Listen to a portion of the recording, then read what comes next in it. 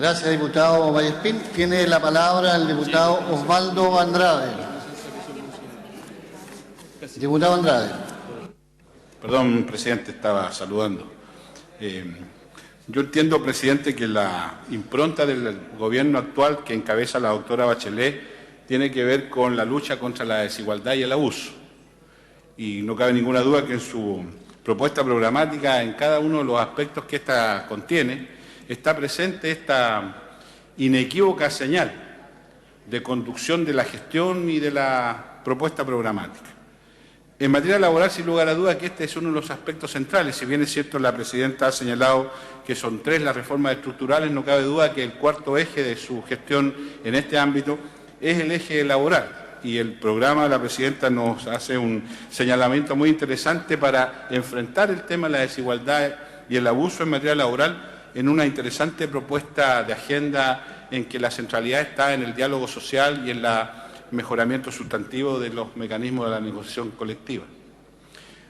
Para que haya negociación colectiva auténtica se tienen que cumplir un montón de cosas, pero hay un dato que es básico. Tiene que estar claro quién es el empleador y quién es la organización de los trabajadores que representa el mundo del trabajo. Y no cabe duda que a través del subterfugio del multirroot, esta necesaria claridad, esta necesaria identidad está absolutamente trastocada.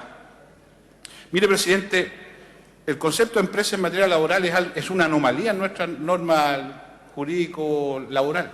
No existe. En muchas partes no existe. Yo diría que en la única parte donde existe es en Chile. Y es un viejo resabio del plan laboral del entonces hermano del anterior presidente. Y es una anomalía porque confunde lo que es una relación virtuosa que debe haber entre el empleador y el trabajador, que finalmente es lo que debe regular la norma laboral, incorporando esta extraña situación de la empresa y confundiendo cada vez la lógica de la empresa con la lógica del empleador, que no necesariamente es la misma.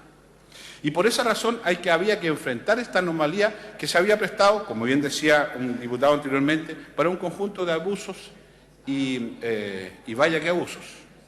No solo en materia de derechos colectivos, sino que también en materia de derechos individuales. Salacú, una gratificación, que es un tema, ministra, que debiera convocarnos en el corto plazo a enfrentarse. Entonces, la necesidad de establecer un mecanismo que corrigiese esta anomalía era evidente. Para algunos, el formato más simple era lo más sano, eliminar el concepto de empresa de la norma laboral. Sin embargo, es evidente que para que las cosas tengan virtud, tienen que ser viables. Y desde ese punto de vista, teníamos una dificultad. En el gobierno anterior de la doctora Bachelet se intentó esto por la vía de la identidad legal en el proyecto de ley que reguló al mundo contratista, a la subcontratación. Desgraciadamente, a pesar de haber sido aprobado en el Senado, algunos senadores recurrieron a una instancia novedosa que tiene nuestra, que es el Tribunal Constitucional, y por esa vía se dejó sin efecto esa modificación. Por esa razón es que esto ha tenido un devenir tan extraño de tantos años. ¿Qué intenta este proyecto finalmente?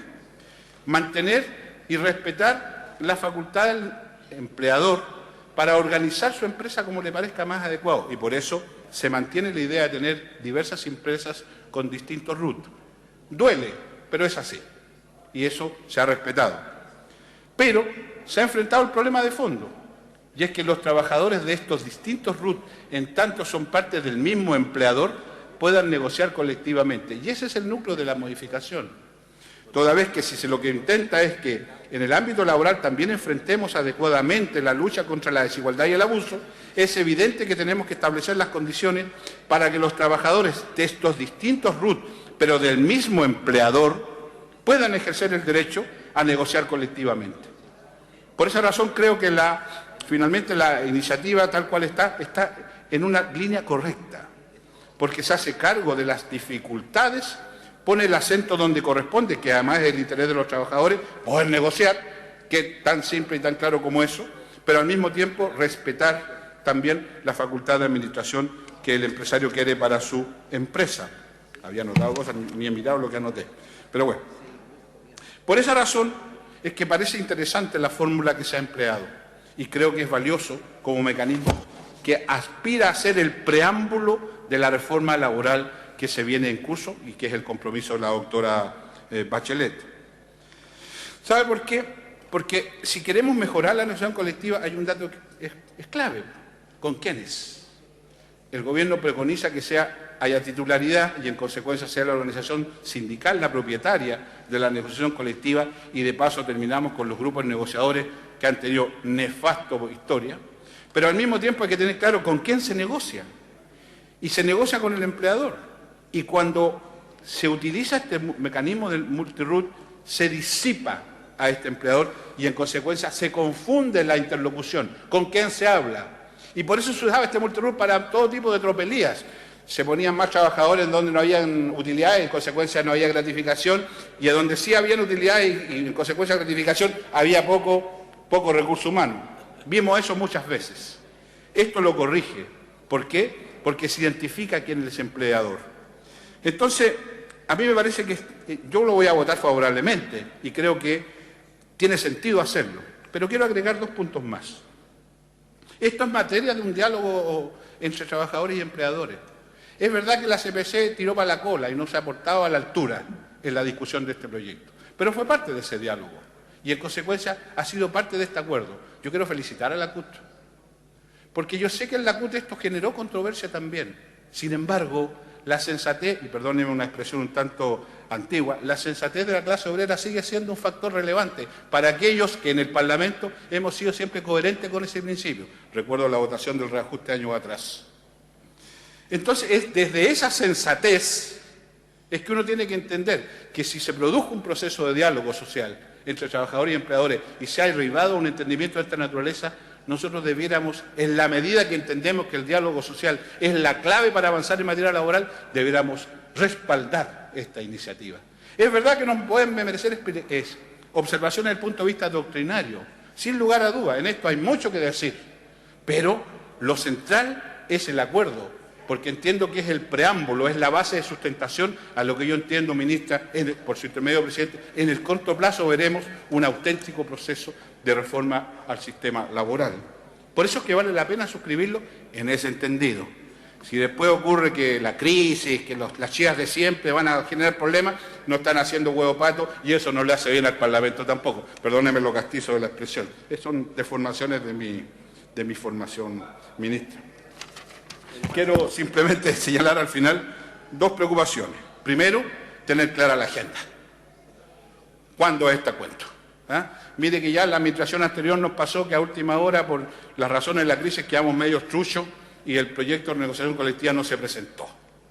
Y entonces, como hay compromiso, y yo sé que la doctora los cumple, sería bueno que aquellos que están a cargo de la gestión de este compromiso nos pongan ya día y fecha para no esperar más. Porque esto le hace sentido, es parte también, entiendo, de la conversación que hay en materia de salario mínimo.